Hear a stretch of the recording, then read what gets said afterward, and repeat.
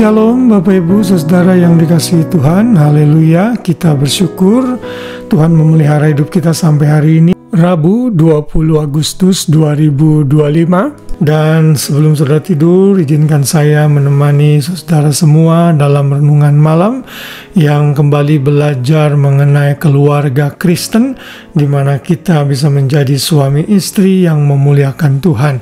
Dan hari ini kembali saya melanjutkan dengan tugas suami, yaitu menguduskan istrinya. Itu dicatat di dalam Efesus pasal 5 ayat 27 yang menjadi ayat hafalan kita hari ini, supaya dengan demikian ia menempatkan jemaat di hadapan dirinya dengan cemerlang, tanpa cacat atau kerut atau yang serupa itu, tetapi supaya jemaat kudus dan tak bercela. Sepertinya kita harus membaca ayat ini mulai balik lagi dari ayat yang kemarin kita sudah baca dalam ayat 25. Hai suami, kasihilah istrimu sebagaimana Kristus telah mengasihi jemaat dan telah menyerahkan dirinya baginya untuk menguduskannya sesudah ia menyucikannya dengan memandikannya dengan air dan firman. Standar kasih seorang suami adalah kasih Kristus.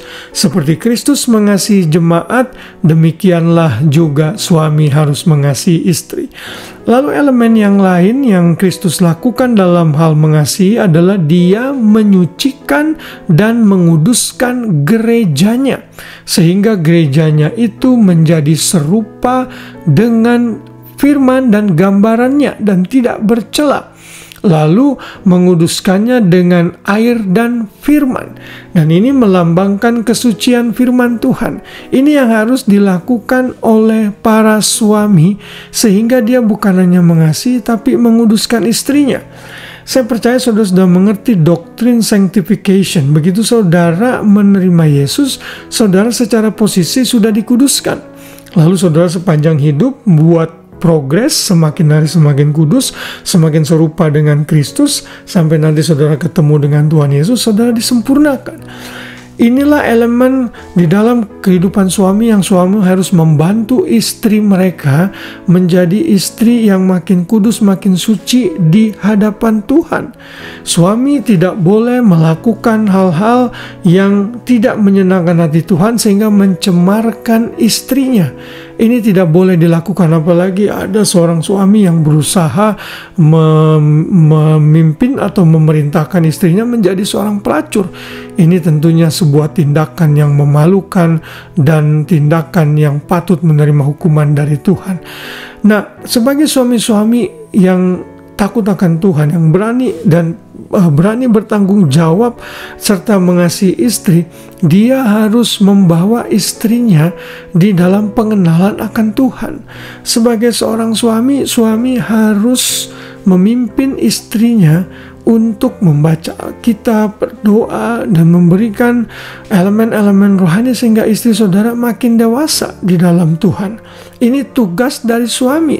Kalau saudara malas baca Alkitab, malas ke gereja, malah istri saudara yang nyuruh-nyuruh saudara ke gereja, saudara sudah lemah dan gagal melakukan tugas saudara sebagai seorang suami. Menguduskan istrinya sama seperti Kristus. Artinya saudara benar-benar membawa istri saudara untuk hidup sesuai dengan kehendak Tuhan.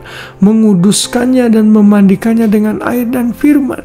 Karena itu saudara mesti memimpin istri saudara dalam pembacaan kitab suci juga, sehingga istri saudara dikuduskan dan disucikan di dalam Tuhan. Ini yang Tuhan mau. Dan untuk melakukan hal ini, ingat, saudara harus penuh dengan Roh Kudus, harus mengasihi, harus merendahkan diri di hadapan istri saudara, dan saudara belajar menjadi pemimpin yang takut akan Tuhan. Dan cara saudara menjadi pemimpin yang takut akan Tuhan adalah membawa istri dan anak-anakmu kepada Tuhan dan menguduskan mereka, menyucikan mereka. Jangan membiarkan istri saudara masuk dalam perangkap untuk melakukan dosa yang bertentangan dengan kehendak Tuhan. Bahkan saudara harus menjadi orang nomor satu yang mencegah dosa masuk di dalam kehidupan istri saudara dan juga anak-anak saudara. Sekali lagi, Renungan firman Tuhan ini juga untuk saya karena saya seorang suami. Memang tidak mudah tugas seorang suami karena ia adalah pemimpin dalam kehidupan rumah tangga.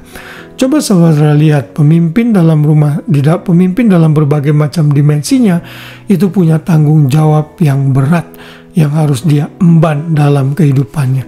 Dan kita yang sudah ditetapkan sebagai seorang suami harus mengambil posisi ini dengan sukacita dan melakukannya untuk kebaikan kita dan keluarga kita. Kiranya Roh Kudus memberikan kemampuan kepada para suami-suami untuk mengasihi istrinya dan juga untuk menguduskan istrinya di dalam takut akan Tuhan. Selamat malam, selamat beristirahat. Biar kasih Kristus memerintah kita semua di dalam tidur kita. Dan besok pagi kita bangun dengan kekuatan yang baru untuk melaksanakan aktivitas kita dengan sukacita. Tuhan memberkati kita semua. Shalom.